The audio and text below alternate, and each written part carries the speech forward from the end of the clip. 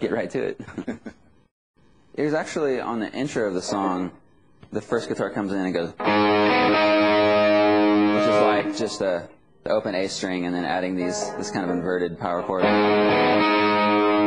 then the guitar kind of double tracks with two things, which I don't do very often because I like to be able to recreate everything live. But in this instance, one guitar is building up, doing that kind of power chord with that open string. And the other one's doing harmonics kind of up and down the string, so they're kind of going at the same time to kind of.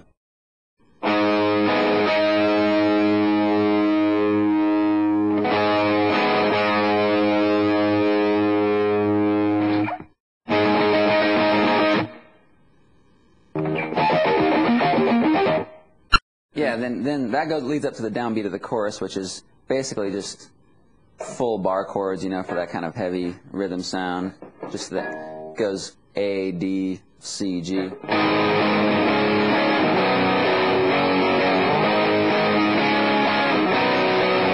then the second time when it goes through, it does a little harmonic thing. It goes, so a little like pa, pa, pa, pa.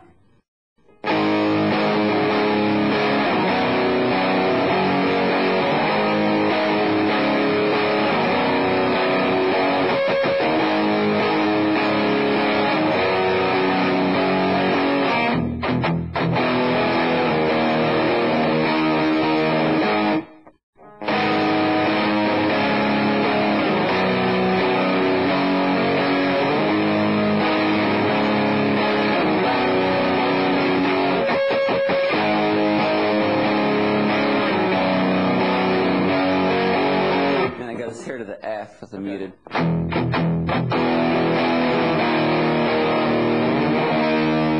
Do kind of like hit an open string and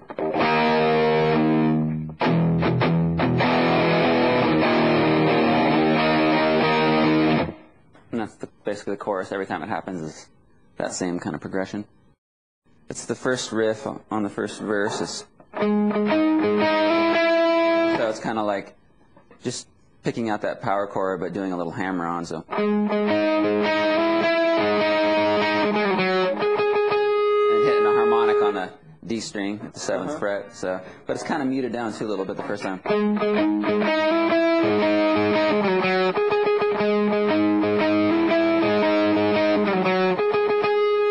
I let that harmonic ring actually into the, and then kind of pull it down on the volume, let it ring into the first part of the vocals. I just let the bass go, and then it comes in with that nice heavy guitar to kind of take it up a notch there. So just goes A, G, E, just as full bar chords again.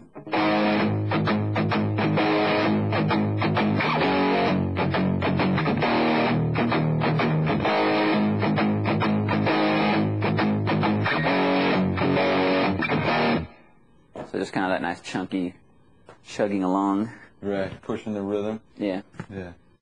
I've never been a fan of really like being the guy that's out there shredding for, you know, like 32 bars or something, you know.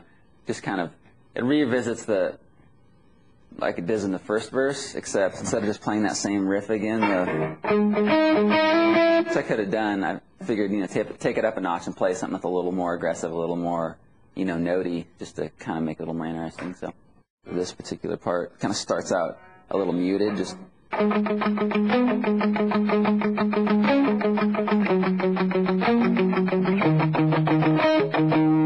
just kind of like that same swing rhythm, but doing the quicker notes. And then it kind of opens up the second time through.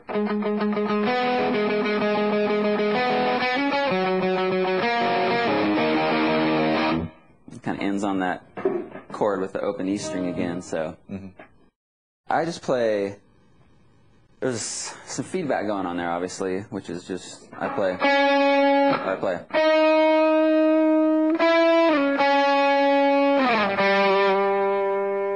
But there's also like a really kind of gainy thing going on there. The technique itself is just kind of like it's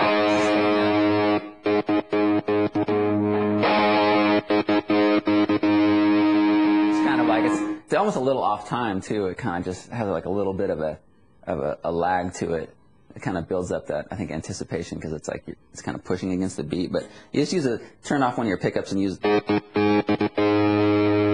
toggle switch and basically that. And like I said, that's another part in the song where there's two guitar things going on. There's that feedback in the background. So it's kind of like a chaotic thing, and then it all kind of comes together when you hit those big chords again at the second half of the verse. So yeah, I figured, we've been doing, the whole song is basically that same swing tempo and, roughly around the same tempo BPM-wise. And so I just wanted a complete departure right here where we brought it down like 20 BPM, and then, the guitar tone changes, obviously. Yeah. And actually the rhythm is more of a straight, kind of loses that swing feel and becomes just a straight, like kind of slow, sludgy rock, like. So it is a total departure, which I kind of like, It takes you out of it for a second. I just play these kind of picked notes to open A string.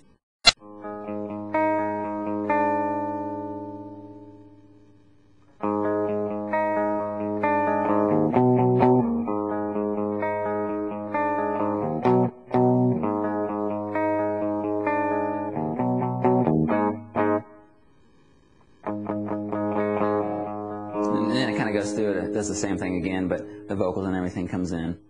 And then actually it builds up and then does the same riff again, but with the gain on it.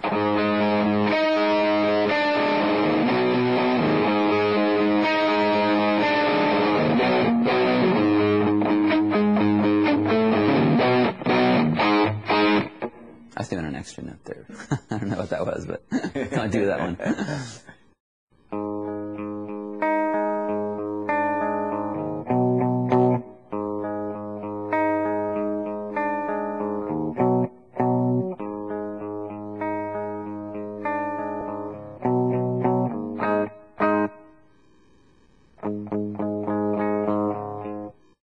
The final progression right before the last chorus is.